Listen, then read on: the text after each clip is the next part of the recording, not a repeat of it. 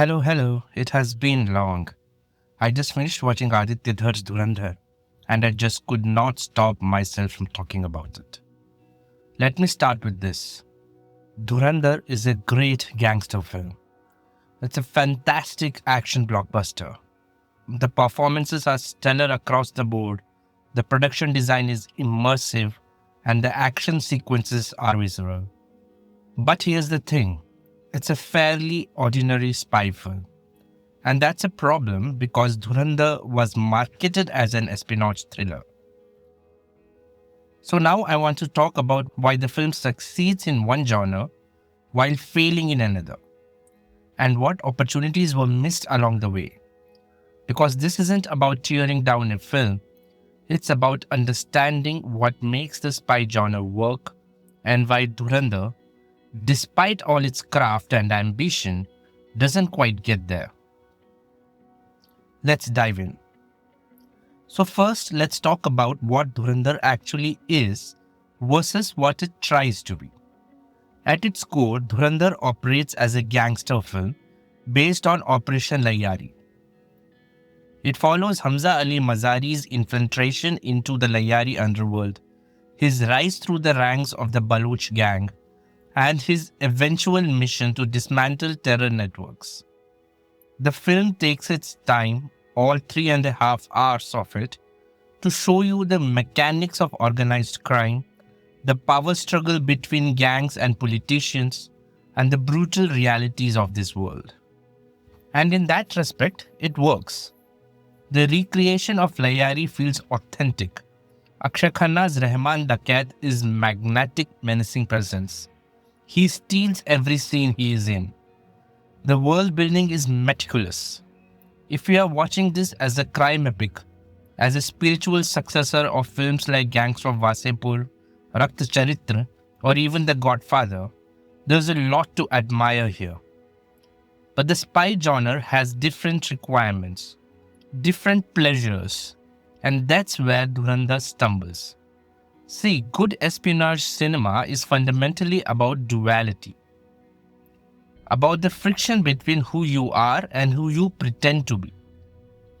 It's about psychological tension, about the strain of maintaining a cover, about the moral complexity of living a lie, about the friction between what is just in personal life versus what is just in geopolitics. The best spy films understand that the central drama isn't just physical, it's internal. Dhurandhar doesn't engage with any of that. Hamza's cover identity, a violent gangster, is not shown to be meaningfully different from his true identity.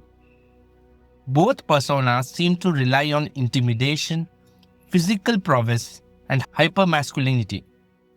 There's no mask to maintain, no performance that strains against his nature, no psychological cost to his deception.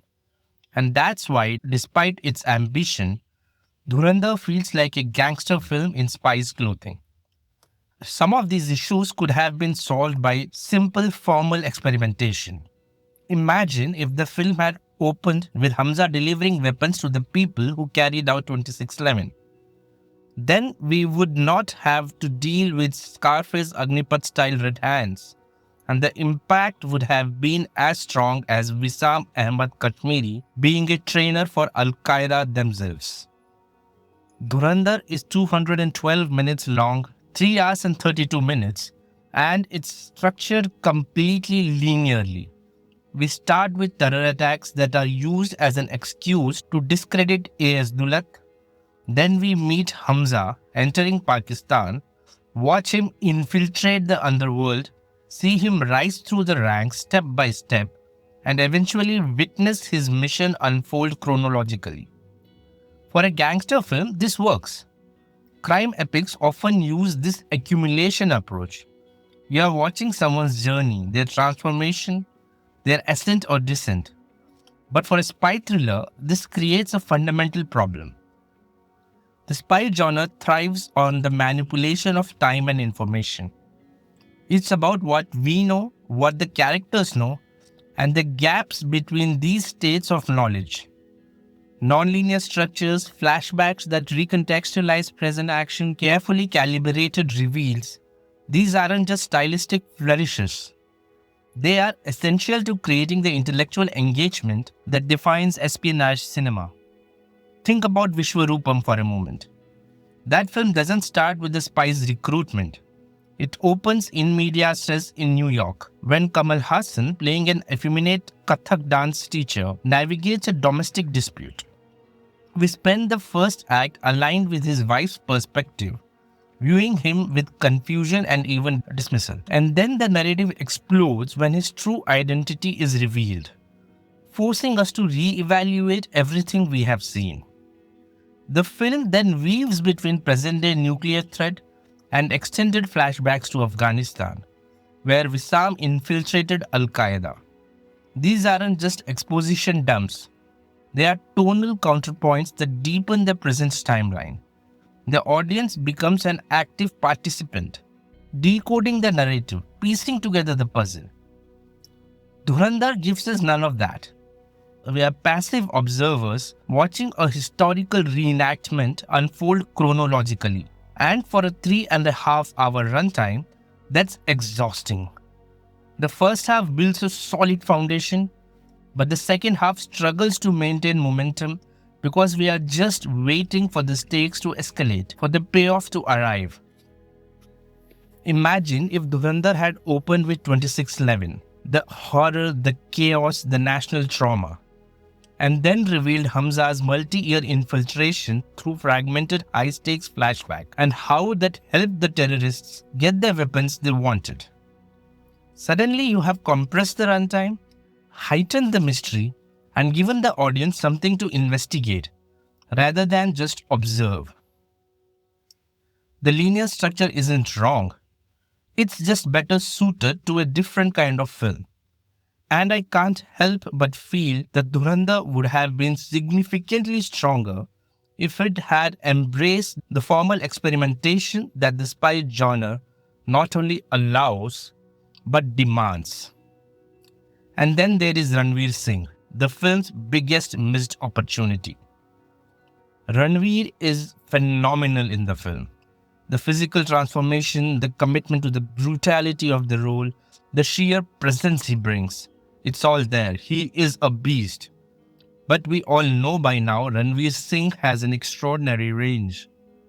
He has played the flamboyant theatricality of Alauddin Khilji in Padmavat, the effusive romanticism of Rocky or Rani, the manic energy of Gully Boy. He is an actor capable of dramatic tonal shifts, of inhabiting contradictory states, of making duality not just believable but captivating. Dhurandhar asks him to maintain one note for 212 minutes. Hamza is always intense, always brooding, always the hardened operative. Even his moments of vulnerability, like when he weeps after killing Rehman, read as trauma rather than the psychological strain of sustained deception. And this is where the comparison to Vishwaroopam becomes most instructive. In that film, Kamal Haasan plays Vishwanath, an effeminate Kathak dance teacher, a persona that on the surface is a complete opposite to his true nature as a lethal operative. It's not comic relief, it's tradecraft. It's a fully embodied performance that represents genuine espionage strategy. When the mask drops and Wisam emerges, the contrast is shocking because Haasan has committed so completely to both states. Dhurandhar needed this kind of duality. Imagine if Hamza had infiltrated not as another tough guy, but as a radically different persona. Maybe a flashy Bollywood-obsessed entertainer, or a meek cowardly accountant, or a charismatic religious scholar. Something that would require Ranveer to strain against type, to embody a character completely at odds with his capabilities. The narrative tension would then arise from watching him maintain this facade, from the danger that his true nature might slip through, from the psychological cost of suppressing his trained instincts. The moments when violence erupts would carry exponentially more weight, They would function as ruptures of the carefully maintained performance rather than just another action sequence in a film full of them. This is the fundamental difference between a spy and a soldier. A soldier can be one thing: focused, intense, lethal. But a spy must be two things at once. And by denying Hamza that duality, Dhurandhar reduces espionage to warfare. It loses the psychological intrigue that defines the best of the genre. But what bothers me the most about this film is not the narrative structure or the character development. It's the moral framework. When we watch films about India and Pakistan, films dealing with terrorism, intelligence operatives, cross-border conflicts, there's an expectation, not a naive one, but an important one. We want these films to be about justice, not revenge. Sunny Deol in Gadar is not driven by revenge, but by a sense of justice, a wish to do the right thing, even when a whole nation stands against him. We want the heroes to be different from the villains. We want to see that the people we are supposed to root for hold themselves to a higher standard, that they are fighting for something more than just retribution. Because if the hero becomes what they hate, if they adopt the same brutal, dehumanizing tactics as the enemy, that should be portrayed as a failure, as a tragedy, as a moral compromise that cost something, not as something worth celebrating. Dhurandhar doesn't just blur this line, it erases it. The film explicitly validates extrajudicial killings, torture, and black ops as essential tools of peacetime statecraft. When the IB chief hides information from the Indian state, it is shown as a justifiable act, as if the institution works for a government, not for India. When the film shows Major Iqbal torturing an Indian spy, it frames it as suggesting that we do not have the guts to do the same. For the film, Major Iqbal's treatment of the Indian spy is justified, and it wants the Indian counterparts to be equally horrible. The violence in the world of Dhurandhar isn't a necessary evil, it's cathartic justice. But here's what Vishwaroopam understood that Dhurandhar doesn't. You can be deeply patriotic without being xenophobic. You can show brutal realities without celebrating brutality. You can depict a hero who fights terrorism while still maintaining that they are fundamentally different from the terrorists they are fighting. Wisam is a devout Muslim fighting jihadists. He constantly challenges the good Muslim, bad Muslim binary with theological arguments and personal integrity. The film depicts the collateral damage of war, innocent Afghan civilians, children caught in the crossfire, with empathy. It doesn't shy away from the brutality of the jihadists or that of the Indian operatives, but it also critiques how it all fuels the cycle of violence. The central message is that bloodshed leads to more bloodshed, that revenge is a trap, that we must be careful not to become monsters in the process of fighting them. Dhurandhar has no such messages. The enemy is a caricature of evil, stripped of complexity, humanity, or nuance. And our hero, he becomes just as brutal, just as ruthless, just as willing to inflict horrific violence. The film doesn't frame this as a moral compromise. It frames it as strength, as heroic. And I think that's a problem.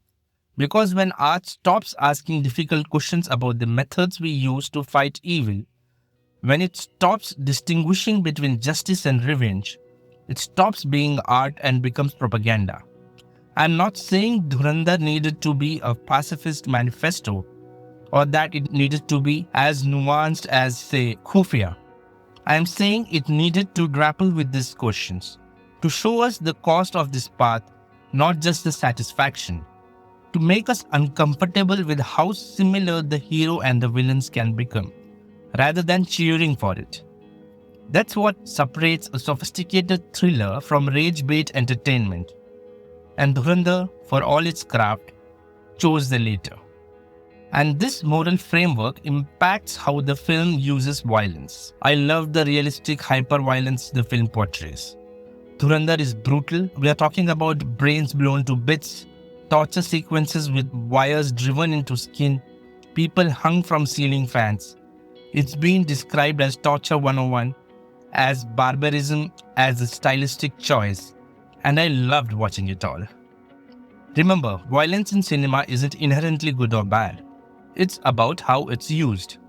Is it a narrative tool or a spectacle? Does it have weight and consequence, or is it just aesthetic texture? Dhurandhar leans heavily toward the latter. By the second half, the shock value has eroded. By the third, many were so numb that they laughed out loud when Rehman Dakait gets shot in the face. They continue to laugh when Hamza puts up a show of trying to save him. Compare this to Vishwaroopam. That film is equally violent, but the violence is precise and tactical. The action sequences are choreographed to demonstrate competence rather than just brutality.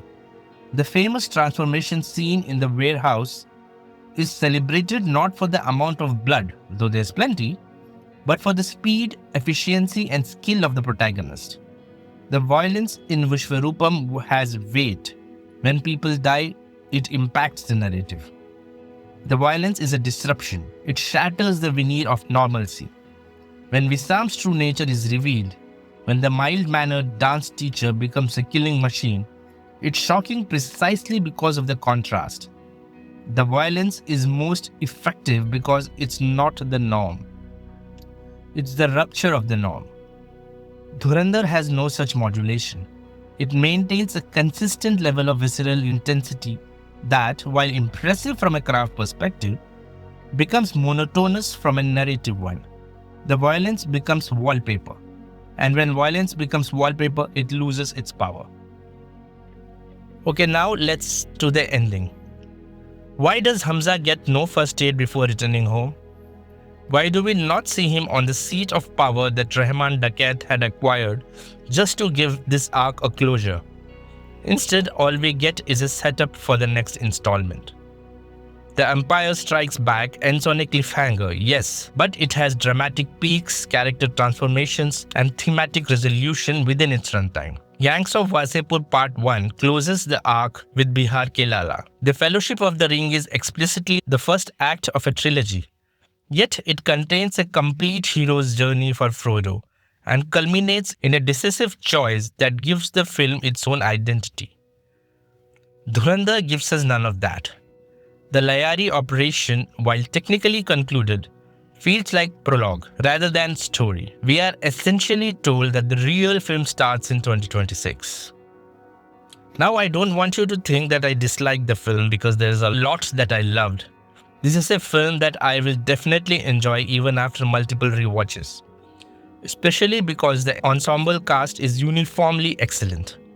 Akshaye Khanna's Rehman Dakait is genuinely memorable, charismatic, violent, complex in his own way. R. Madhavan brings gravitas to Sanyal. The supporting players create a believable ecosystem. The production design is impressive. The recreation of Lyari, the attention to period detail, the cinematography that captures both the claustrophobia and chaos of the underworld, it's all well executed. And the action choreography is visceral. When the film wants to deliver a set piece, it delivers. As a gangster film, as an action blockbuster, as a showcase for production values and star power, Dhurandhar succeeds. The problem is that it was marketed as and aspires to be a spy thriller instead.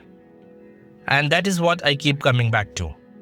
Dhurandhar is a film that had everything it needed to push Indian espionage cinema forward. The resources, the talent, the ambition, the opportunity. But it chose safety. It chose the linear narrative of crime saga, the emotional monotony of a revenge thriller, the comfortable nationalism of rage-bait entertainment. It breaks no molds because it never attempts to. The actors had the range, the directors had the skill, the budget supported the vision. What was missing was the willingness to experiment, to trust the audience with complexity, to embrace what makes the spy genre unique. The commitment to revelation over accumulation, performance over presence, the mask over the face. Dhurandhar is a stalwart, as the title suggests, solid, reliable, formidable. But great spy cinema requires something more elusive. It must be a shape shifter.